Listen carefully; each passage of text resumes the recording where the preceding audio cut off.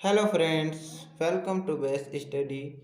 आज की वीडियो में हम लोग गुणनखंड बनाना सीखेंगे और गुणनखंड का ये हमारा दूसरा भाग है। तो चलिए इस दूसरे भाग का गुणनखंड को हम लोग सॉल्व करेंगे अच्छी तरह से। और अगर अच्छी आपको सीखना है तो वीडियो को अंत तक देखिएगा, अन्यथा समझ में नहीं आएगा। बहुत बच्चे क्या करते हैं ना, शुरू में ही कर देते हैं कि अच्छा नहीं है। पहले अंत तक तो देखो, उसके बाद पता चलेगा कि अच्छा है कि नहीं है। जब तक आप अंत तक ना समझें तब तक आधा अधूरा ज्ञान नहीं लेना चाहिए, ठीक है। तो क्या करिए, आप वीडियो को अंत कीजिए और वीडियो पसंद आए तो चैनल को सब्सक्राइब कर दीजिएगा, ठीक है।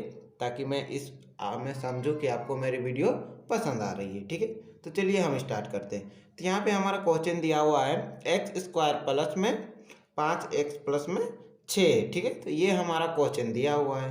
अब क्या करेंगे, इसको हम लोग जो शुरू वाला जो संख्या है, शुरू वाला संख्या और आखिरी वाला संख्या से क्या करते हैं, गुना करते हैं। तो यहाँ तो कोई संख्या है ही नहीं, इस एक्स स्क्वायर है तो इसको छोड़ देंगे।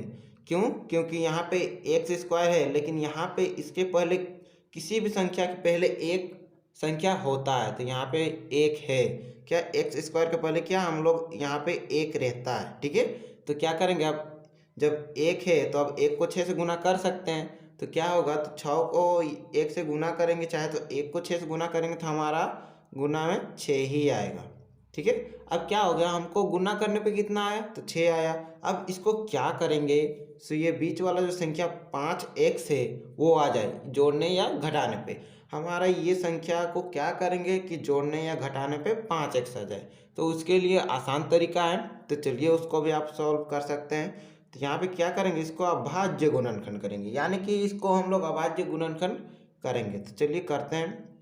तो अभाज्य गुणनखंड करना इजी है, देखिए वीडियो को आप समझ जाएगा किस प्रकार से करना है, ठीक है। तो इसको हम लोग करेंगे, 2 से पहले देंगे 2 तिया 6, अब फिर से 3 से दे देंगे, 3 एकम 3। तो हमारा ये आ गया है 2 गुने में 3। अब क्या करना है ना, इसको हम लोग तो या तो जोड़ या घटाव करने पे बीच वाला संख्या यानी कि 5x लाना है। तो क्या करेंगे जो 5 से जाए, तो यहाँ पे देखिए हम अगर इसको घटाते हैं तो माइनस करते हैं तो 1 आता है, यानी कि ये माइनस करने पे नहीं आएगा, ठीक है। तो क्या करना होगा, तो इसके लिए हमको यहाँ पे जोड़ना होगा। तो यहाँ देखिए हम अगर 2 प्लस 3 अगर जोड़ते हैं तो हमारा 2 और 3 5 आ जाता है, यानी कि मेरा प्लस में 5x आ जा रहा है। तो इसको हम क्या करेंगे, 2x प्लस में 3x की तरह से हम लोग लिख सकते हैं, ठीक है।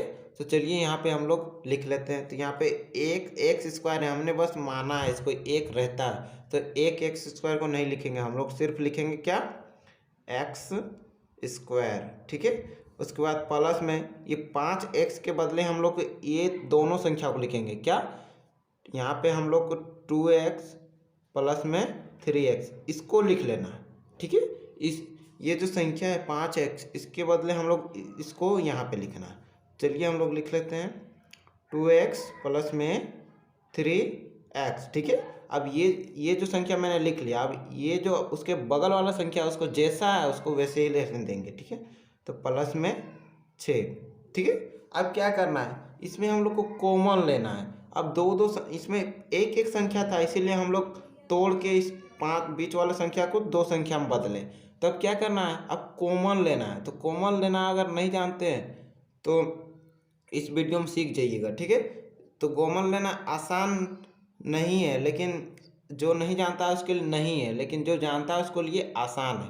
तो क्या करेंगे, अब इसको हम लोग पहले अभाज्य गुणनखंड में इस चारों को भी कर लेते हैं, ताकि आपको कॉमन लेना भी सीखना है ना। तो इसीलिए अभाज्य गुणनखंड भी चारों को कर लेंगे, ठीक है। तो चलिए करते हैं। तो एक्स स्क्वायर है, यानी कि हम अगर कोई भी संख्या को यानी कि एक का स्क्वायर लिखते हैं तो इसका लिखेंगे 1 गुने में 1, यानी कि 1 का स्क्वायर यानी कि 1 2 बार लिखा जाता है। तो क्या होगा, यहाँ पे x का स्क्वायर है यानी कि x 2 बार होगा। तो क्या करेंगे, इसको हम लोग 2 बार लिखेंगे, यानी कि x गुने में x, ठीक है। ये हो गया। अब यहाँ पे प्लस में है तो प्लस में।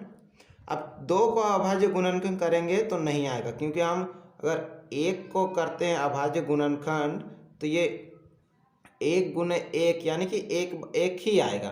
लेकिन अगर हम 2 को करेंगे, चाहेंगे अगर 2 को, तो अगर 2 गुने 2 करेंगे अभाज्य गुणनखंड, तो ये 2 दूनी 4, यानी कि ये गलत है।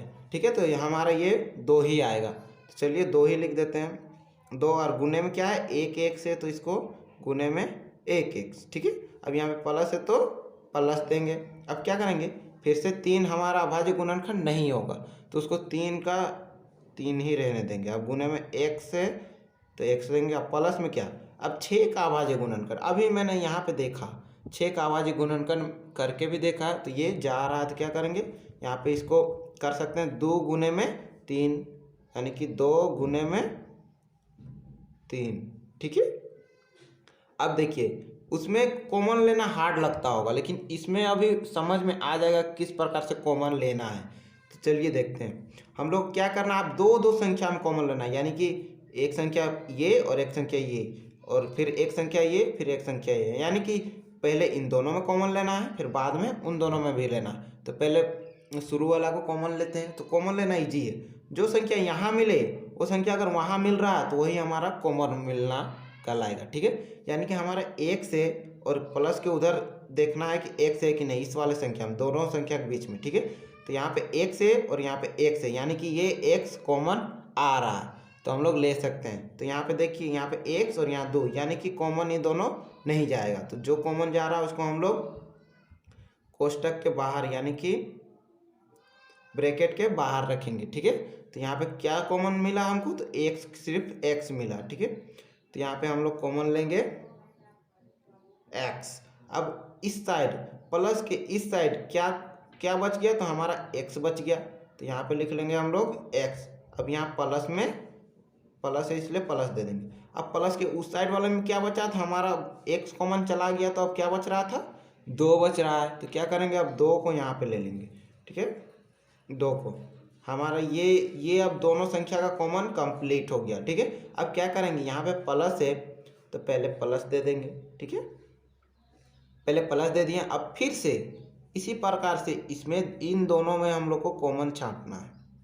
ठीक है, तो देखिए यहाँ पे 3 गुने x प्लस में 2 गुने 3, यानी कि हमारा यहाँ 3 और x है, और यहाँ पे 2 और 3 है। इन दोनों में देखेंगे कौन मिल रहा है, तो हमारा 3 मिल रहा है, यहाँ पर भी 3 है और यहाँ पर भी 3 है। तो चलिए ये तो 3 हमारा मिल गया, तो 3 हम लोग कॉमन, यानी कि कॉमन ले लेंगे कोष्टक के बाहर। ठीक है, इसको हम लोग कोष्टक दे लेते हैं। अब क्या करेंगे, अब यहाँ पे देखिए, यहाँ पे 1 से और यहाँ पे 2 है, तो कॉमन नहीं जाएगा, तो क्या करेंगे, ये प्लस के इधर वाला को हम इधर लिख देंगे, और प्लस दे के उधर वाला क्या बचा है, तो 2 बचा, तो 2 लिख लेंगे। ठीक है, अब देखिए ये जो ये कोष्टक और ये कोष्टक के अंदर अगर सेम आ जाए, यानी कि एकदम जैसा इसमें है उसमें भी आ जाए, तो आपका गुणनखंड एकदम सही बना है। ठीक है, तो एकदम सही बना है, तो क्या करेंगे, अब इसको हम लोग लिख लेंगे नीचे। अब लिखेंगे ये 2 कोष्टक के बदले 1 को लिख लेंगे। ठीक है, तो x प्लस 2 में ब्रैकेट। अब क्या करेंगे, अब बाहर वाला जितनी भी संख्या है उसको भी हम लोग कोष्टक में लिखेंगे, तो यहाँ पे देंगे x प्लस 3, इसको भी हम लोग कोष्टक में यानी कि ब्रैकेट में बंद कर देंगे। यही हमारा आंसर हो गया। आप चाहे तो उल्टा भी लिख सकते हैं, इसको पहले भी लिख सकते हैं और इसको बाद में भी, इससे कोई फर्क नहीं पड़ेगा। ठीक है, तो चलिए हम इसी में हम यही हमारा आंसर हो गया। तो कैसा लगा मेरा वीडियो, अगर आपको पसंद आई तो चैनल को प्लीज़ सब्सक्राइब कीजिएगा।